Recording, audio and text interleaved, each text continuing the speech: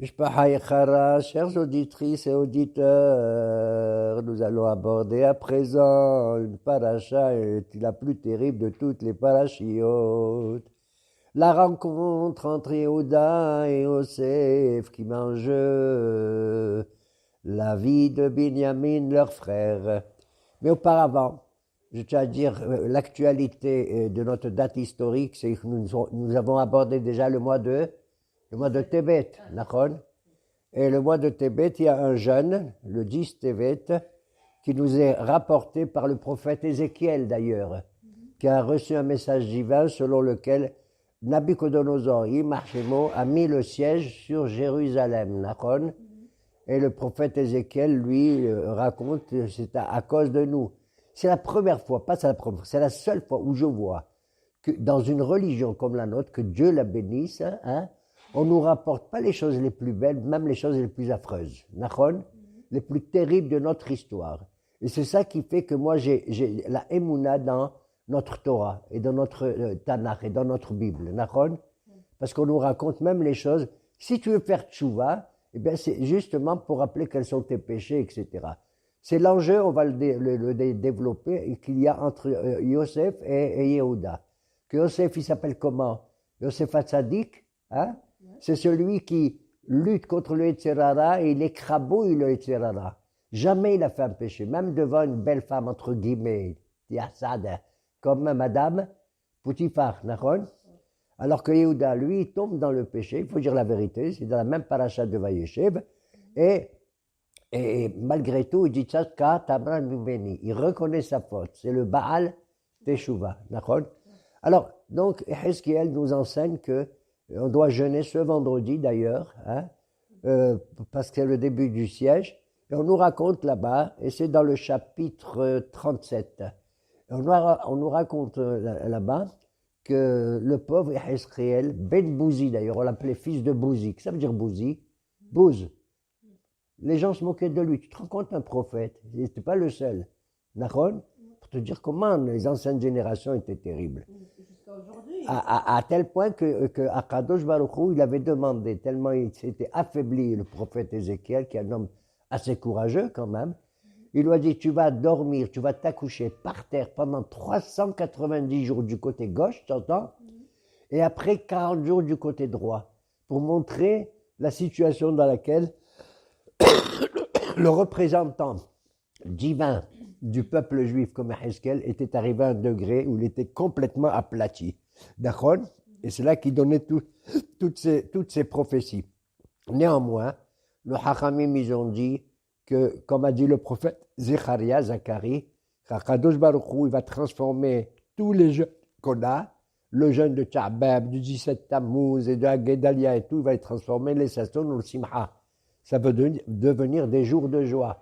Donc même lorsqu'on est triste, pour ainsi dire, il ne faut pas désespérer. Il faut toujours avoir dans sa bouche des mots de joie. Et comme on dit, Berit keruta lisfataim. Ne dis pas on est foutu, ça va pas, ça va pas. Non, tu dis, on traverse une épreuve, comme ils ont traversé Noah, Abraham, Isaac et Yaakov. D'ailleurs, on verra plus tard que Yaakov, quand il se présente devant le pharaon lui dit, mais quel âge as-tu? Il croyait que c'était Abraham, tu te rends compte? Alors il lui a dit, moi j'ai vécu, j'ai 130 ans, et ma vie elle était affreuse et tout. Il parle comme ça, mesquin, d'accord? C'est pas parce qu'il a peur comme certains, du Aïnara, alors il dit, ah, ma vie était mauvaise et tout, et tout, et tout. C'est parce qu'il a souffert, effectivement. Alors Akash Baruch Hu va tout changer. Comme il est dit, vous savez que chaque mois de l'année juive, elle correspond à un nom divin, d'accord? Tu prends le nom de Akadosh Baruch Hu, Yutke Vavke, tu changes la position des lettres, et chaque mois, la position des lettres du mois de Tébet, d'accord? C'est le pasouk de la Torah qui dit Gadelu l'Adonai iti unoromema. Plus tard, Shemo Yahdam, d'accord? Si tu prends Gadelu l'Adonai iti unoromema, la fin de ces mots, de ces 4 mots, c'est Vav, He, Yud, He. Ça donne quoi? Ve'aya.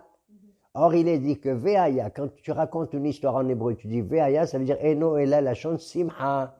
J'avais raconté une Simha. Quand tu dis Vaï, Barmenan, c'est pas beau, d'accord? C'est triste. Vaï. Alors, Vehaya, Gadelo, Ladonai, Ti, Unro, Mema. Alors, tu vois que même le mois de Tébet, qui est un mois, entre guillemets, je ne veux pas dire noir, mais gris, pour ainsi dire, Kadosh Baruch Hu va le transformer en Vehaya. D'accord? Et c'est le mois qui correspond les 12 mois, ils correspondent aux 12 tribus d'Israël. Et la tribu de Tébet, c'est Dan. D'accord? Et qui c'est qui vient? Quel est le héros qui descend de la tribu de Dan? C'est Shimshon, qui a combattu en tant que combattant solitaire hein, les Philistins. D'accord? Ça me rappelle d'ailleurs qu'hier nous étions tous à un mariage de ma petite fille, que Dieu la bénisse, à Ashdod. Ashdod faisait partie de la Pentapole philistine. Les Philistins à l'époque, ils avaient 5 capitales. C'était Gath, Ashkelon, Ekron, et Ashdod, et puis Aza, qui est Azza Kama V'Te'aba. D'accord? Alors nos maîtres ils nous disent ça correspond le mois de Tébet à la tribu de Dan. Et la lettre de l'alphabet qui correspond à lui, c'est la lettre Samer, d'accord? Qui évoque la vision. Samer, c'est la lettre du Satan, pour ainsi dire. Nos maîtres, ils ont dit, n'ayez pas peur.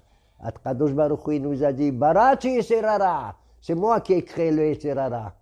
Barachi lo Torah te valide.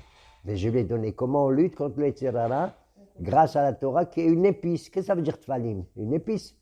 Ça veut dire que pour lutter le Serara, moi si j'étais à la place du bon Dieu, j'aurais dit, je lui coupe la tête au Serara. Le bon Dieu l'a dit, non, pas du tout, c'est moi qui l'ai créé. Si tu as la force d'avoir une capacité de faire le mal, utilise cette capacité pour le bien.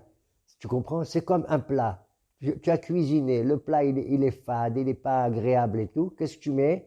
Des épices pour le rendre agréable. La Torah, c'est une épice.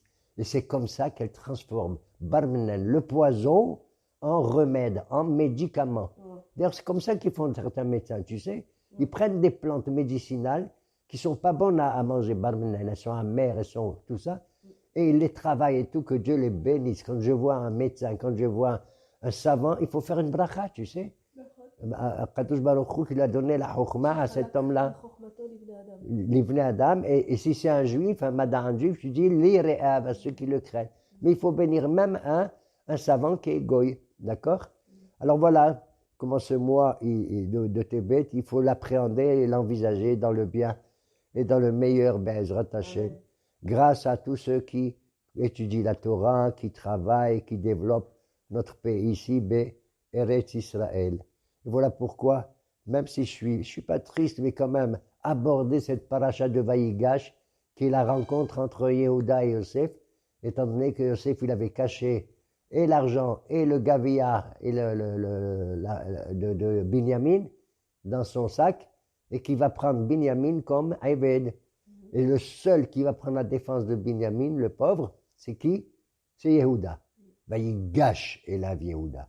Yehuda, il s'approche. Qu'est-ce que ça veut dire Vaïgash? Il te gauche shoot. Il s'approchait avec une volonté terrible, même aux dépens de sa vie, Yehuda. Aux dépens de sa vie, pour sauver Binyamin. Et il a dit à Yosef, écoute-moi bien. Si tu prends Binyamin parce que tu l'accuses qu'il a caché, il n'a rien caché du tout. Tu nous prends, nous tous, comme des abadim. Lui, tu ne le touches pas. Yosef, il lui a dit, mais Yehuda, il ne savait pas qu'il parlait à Yosef, bien entendu. Et comment il s'appelle? Alors Yosef, il lui dit, ah, mais attendez, pourquoi vous êtes aussi violent? Il lui a dit, parce que moi, mon père à moi, si il sait qu'on a touché Binyamin, Barminan, il va descendre dans le Sheol, dans l'enfer. Comment on dit le mot enfer en hébreu? Il y a plusieurs mots, mais il y en a un qui s'appelle Sheol. Pourquoi l'enfer s'appelle Sheol? Dis-moi. On peut vivre Barminan, l'enfer, dans ce monde-ci avant d'aller dans le vrai enfer. Tu sais comment? C'est quand quelqu'un, il a que des questions, She'ela, t'entends? Sheol. J'ai que des questions, qu'est-ce que c'est ça, pourquoi ça, et comment ça, et quand, et pourquoi, et tout ça, et que j'ai pas de réponse, c'est ça l'enfer. Nous, on a des questions, même après ça, par exemple, l'enfant, il pose des questions, on lui donne des réponses. Et c'est comme ça. Alors, donc, c'est comme ça. Kadosh Baruch Hu, il a dit, j'ai créé le Yetzer Hara, je vous donne la Torah qui est un tavlin, qui va améliorer, adoucir un peu votre existence ici-bas. Et alors, Yehuda, il parle à Yosef, il dit, écoutez-moi, nafsho keshura ben nafsho. La vie de mon père, elle dépend de la vie de Binyamin. Yosef lui dit, ah bon, il est vivant ton père? Et Yehuda, il n'a pas compris. Puisque je dis que mon père, sa vie, elle dépend. Pendant 22 ans, il est comme dans l'enfer. Il lui dit, attendez, oh Yosef Abihai, est-ce que mon père, il est vivant? Et là, tu comprends l'allusion? Ouais. Ça veut dire, pour sauver Binyamin, tu dis que ton père Barmenan, il va mourir, il va aller en enfer. Mais dis-moi, comment ça se fait qu'il n'est pas mort, votre père? Étant donné qu'il avait un fils aussi, j'ai appris, moi, d'après les journaux et les radios, qu'il avait un fils qui s'appelait Yosef et qu'il a disparu. Nachon, comment ça se fait qu'il n'est pas mort, il t'a pas pris toi la défense? Alors Yehuda lui dit, Kohamar Avdecha Avi, ton serviteur mon père, il m'a dit, combien de fois il dit ton serviteur mon père, ton serviteur mon père? Tu sais combien de fois il lui dit? 5 fois. Comme il parle en hébreu Yehuda. Yosef il fait semblant qu'il ne comprend pas l'hébreu. Il a un traducteur qui s'appelle Ménaché ou Ephraïm, qui lui traduit en égyptien, d'accord? Et étant donné qu'il entend 10 fois, 5 fois dans la bouche de Yehuda et 5 fois dans la bouche du traducteur, voilà pourquoi Akadosh Baruch Hu Barmenen, il a enlevé 10 ans de la vie de Yosef qui n'a pas réagi. Comment on parle de son père en disant Avdecha, ton serviteur, d'accord? Et au lieu de vivre 120 ans comme tout le monde, Yosef, il va vivre que 110 ans. D'accord? Il va vivre que 110 ans. Alors, voilà. Et donc, il y a une idgosheshut comme ça, anti-Yehuda. Et c'est une des raisons pour lesquelles, si tu veux, quand Yosef y voit ça, il comprend que parmi les 12 tribus d'Israël, il y en a un seul qui va être le roi d'Israël. Un roi qui prend la défense de ses frères et de son père, c'est Yehuda. C'est Mamash Yehuda. Et la bagarre entre lui et Yosef, elle est, qu'est-ce qui est le mieux? Être un tzaddik comme Yosef, qui fait aucun péché, il domine tout, tzaddik et olam. Ou bien être un Baal Tshuva comme Yehuda. C'est pas facile à répondre, d'accord? Moi, je veux dire, chacun, il est comme il peut être. Il y en a qui sont tzaddik, il y en a qui sont Baal Tshuva. Je te dis, je ne cache pas que je préfère le Baal Tshuva parce que c'est ce qui nous touche à tous. De nos jours, ça n'existe pas un tzaddik qui n'a pas commis une erreur. Mamash, une erreur quelconque, tout ça. Et à la fin, quand Yosef il voit que Yehuda, il est prêt à mourir pour son frère Binyamin et pour son père Nachon, il a envie de pleurer, il se cache vite dans sa chambre, il pleure, il revient, et il décide de se faire reconnaître. Et il dit, que tous mes amis égyptiens qui sortent, et tous ses copains égyptiens ils sortent, et devant les frères, il leur dit, Mouraï Verabotaï, je tiens à vous informer d'une chose, c'est que ce frère que vous avez vendu et tout, il est vivant. Quoi? Ils n'ont même pas ouvert la bouche. Moi, j'ai dit quoi? Yosef, je vais vous l'appeler, il va venir vous voir. Il se tourne à gauche, tout le monde regarde à gauche, il n'y a personne. Yosef, il se tourne à droite, il n'y a personne. Alors ils deviennent dingues. Il leur dit, Ani, Yosef, Ahichem, c'est moi, Joseph, votre frère. Ribono shel haolam. Imagine un peu la catastrophe. Ils sont devant leur frère Yosef, ils ne savaient pas, ils ne l'ont pas reconnu. Pendant 22 ans, ils ne l'ont pas vu. D'accord? À tel point que Rabbi Yohanan, il a dit comme ça. Il leur a dit en hébreu? Il leur a dit en hébreu, là, cette fois-ci. C'est ça ils étaient étonnés. Et c'est moi, Yosef. Regardez-moi, c'est moi, Yosef, votre frère. Que Rabbi Yohanan l'a dit. Oy lanu miyom hatokecha. Oy lanu miyom hadin. Malheur à nous le jour où on va passer en jugement devant qui? Devant le bon Dieu. Et que le bon Dieu, brusquement, il va te dire, c'est moi, le bon Dieu que tu as abandonné. Regarde un peu la catastrophe que ça peut arriver. Ils ont dit, quand ils ont vu Yosef et la shrina en lui comme ça, mamash, le Hachamim, ils ont dit, tu sais, cette bagarre entre Yosef et Yehuda, c'est un passou qui le dit. C'est comme deux rois qui sont des puissants personnages, ils se rencontrent, il y a la colère entre deux. Personne n'est capable d'être entre ces deux rois. C'est de la folie, la catastrophe. Eh bien, la Torah ne nous a pas caché cet événement, n'est-ce pas, qu'il y a entre Yehuda et Yosef. Et il leur dit, je suis Yosef, votre frère. c'est vous qui m'avez vendu. Khlet, affreux. D'accord? Ça veut dire que je vais les tuer. Alors c'est vous qui m'avez vendu. Et juste après, il dit, non, non, non, non, c'est pas vous. C'est le bon Dieu qui m'a vendu.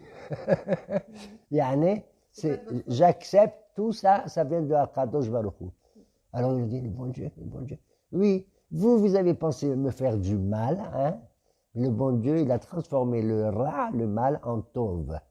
Et il m'a fait vice-ministre, vice-président de l'Égypte. D'accord? Mishneh la Melech et tout. Cette rencontre est devenue absolument incroyable. Comment entre frères, on doit éviter de se disputer et d'en arriver à une conclusion beaucoup plus positive. D'accord? C'est ça notre paracha. Et à tel point que il a dit, je ne vous mets plus en prison. J'avais gardé Shimron, je l'ai mis en prison pendant 3 jours. Pourquoi il a mis en prison Shimron et pas les autres? Parce que c'est le plus terrible de tous les frères. Shimron était avec Lévi lorsqu'ils ont massacré, tu sais, tous les habitants de Shrem. Et Shimron, il a dit, c'est pas vrai. Yosef, il a envoyé, comment il s'appelle? Il a envoyé Ménaché pour voir Shimron et tout. Et Ménaché, il a été capable il avait une force terrible d'arrêter Shimon avec toute sa fureur. Et Shimon a dit, c'est pas possible.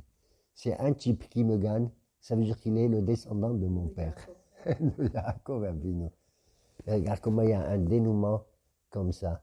Et ils n'ont pas reconnu leur frère comme ça. Shimon, il était en prison pendant 3 jours. Tous les frères étaient en prison pendant 3 jours dans cette affaire. Il les a libérés pour retourner voir Yaakov, leur dire, Yosef, il est vivant, Nachon. Il les a renvoyés, il leur a donné de quoi manger et tout, mais il a gardé Shimon quand même, comme garantie pour ainsi dire. Il a gardé Shimon. Et Yosef, durant toute sa vie, enfin qu'il était en Égypte, il ne s'appelait pas Yosef. Tu sais comment le pharaon lui a donné un autre nom? Un nom égyptien. Safnat Pa'aneya. Ça veut dire celui qui découvre ce qui est caché, puisqu'il a révélé les rêves de Pharaon, etc. Et ils sont retournés, tous les frères chez Yaakov. Imagine-toi, comment on va annoncer à papa que Yosef, il est vivant? Comment on va annoncer? D'accord? Ils étaient là. Qui c'est qui va parler? Qui c'est? Moi, je ne parle pas, j'ai peur, papa, il va attraper un traumatisme. Barmenan, il va s'effondrer. Et c'est vrai que quand on va annoncer une affaire pareille, le type, le papa, il va s'effondrer. Tu sais qui c'est qui a annoncé la nouvelle à Yaakov? Serah. Serah Batachel, une femme merveilleuse. Qu'est-ce qu'elle se mêle? Regarde comme elle est intelligente. Tu vois, il y a quand même des femmes intelligentes. Hein, il y a des femmes intelligentes. Qu'est-ce qu'elle a fait, Serah? Elle était guitariste. Elle a pris le oud, hein, comme un malouf, comme chez nous à Constantine. Elle a pris un oud. Elle s'est mise à jouer de la musique doucement à côté de son père, à côté de son grand-père plutôt. Elle chantait. Il a dit quoi? Qu'est-ce que c'est cette chanson? D'où tu me la sors? De Raymond ou de Raoul Journeau? Il a dit non, c'est une chanson que j'ai composée moi. Elle a dit mon grand-père. Quoi? Sache qu'une chose, qu'un événement dramatique finit par être très bien. Quoi? Eh ben, ton fils Yosef, il est vivant, il est vivant. Quoi? Ah, c'est comme ça qu'il a appris. Et son cœur, il était comme ça. Tu te rends compte? Ouais, Feglibo, son cœur, il est littéralement. Il a flanché quand même. Et grâce à Sarah, c'est elle qui doit annoncer que Yosef était vivant. Dès qu'il apprend ça, il se rétablit. Et le bon Dieu lui dit, Yallah, tu peux descendre en Égypte toi maintenant. Tu vas voir ton fils. Il s'arrête à Beersheba, il fait un korban, il pleure et tout. Et le bon Dieu lui tente. Il dit, comment je descends en Égypte? Mon père, Isaac, tu lui as interdit de quitter Eretz Israël. Il a dit, ton père, c'est autre chose. Ton père, c'est la Géborah, c'est le Midatadin. Laisse tomber, chacun, il a sa destinée. Toi, tu vas descendre. Oh, je vais descendre en Égypte, oui. Mais tu as un lève, tu vas voir ton fils. Hein? Et bet va'anochi al-chagam alo. Je te fais descendre, mais c'est moi, personnellement, que je te ferai remonter de l'Égypte. Et tu retourneras en Eretz Israël. Extraordinaire, Nachon? Que Akadosh Baruch Hu, il assure le voyage aller-retour. Nachon? Et c'est comme ça que Yosef, il descend, il voyage vers l'Égypte, Il arrive là-bas, il est là, et pour conclure, brusquement, il voit un chariot incroyable d'un roi qui approche. De loin, c'était avec des policiers autour de lui, avec des gens, une légion extraordinaire. Vayera élève Yosef. Et Yosef s'est manifesté à son père. C'est la première fois qu'on le mot Vayera. Tu sais qu'il y a une paracha qui s'appelle Vayera. Le mot Vayera, ça veut dire Yosef s'est manifesté comme si Jacob il avait vu la Shekhina elle-même, une apparition incroyable. Et Yosef s'approche, il se met à pleurer sur les épaules de son père, et son père ni pleure ni rien du tout. Tu sais pourquoi? Hachamim nous disent incroyable mais vrai, au moment où il a rencontré Yosef, au lieu de l'embrasser et de dire Baba l'Aziz, c'est ce que j'aurais fait moi. Qu'est-ce qu'il fait? Il est en train de faire Shema Israël, Hashem Elokeinu, Hashem Echad. Quoi, c'était le moment de faire le schéma ou pas? C'était le moment? Ton fils, il arrive? Si c'était le moment, alors Yosef aussi fait le schéma. Il n'y a pas écrit. Il a écrit que Jacob Abinu, il a fait le schéma Israël. De là, j'apprends que lorsqu'on traverse un monde, qu'on va dans un autre monde, l'Oalenu, de la mort à la vie dans le Olam Haba, ou le contraire, même pendant Tchiyat Amitim, quand on revient, on va ressusciter, comme il a dit le prophète Ézéchiel, au chapitre 37 aussi, d'accord, qu'il y aura Tchiyat Amitim, et que les ossements de chaque juif, ils vont ressusciter, même ceux qui sont en dehors d'Israël, ils vont arriver à travers des minharot, des mehilot, pour revenir en Eretz Israël, eh bien, il faut faire le Kriyat Shema. C'est quoi Kriyat Shema? Mesdames et messieurs, écoutez-moi bien, Yehuda, Yosef et tous les frères. De la même manière que vous dites Shema Israël, Adonai, Eloheinu, Adonai, Ehad, Dieu est un, vous aussi vous devez être Goy Ehad Ba'aretz. Il faut se réunir. Et c'est le seul moyen que nous devenons la lumière des nations, malgré toutes les difficultés. Yeratzon, que le jeûne qui va approcher ce vendredi se passe bien pour tous ceux qui ont la force de le faire. Sauf les femmes qui sont enceintes, hein, sauf les femmes qui sont méroubarot, ou les femmes qui sont ménicotes, qui allaitent un bébé, elles ne doivent pas jeûner. Pas du tout. Elles ne doivent pas jeûner. Vous avez compris? Voilà. Eh bien, il est ratson que nous passons une bonne semaine. Amen. Ken Ratson.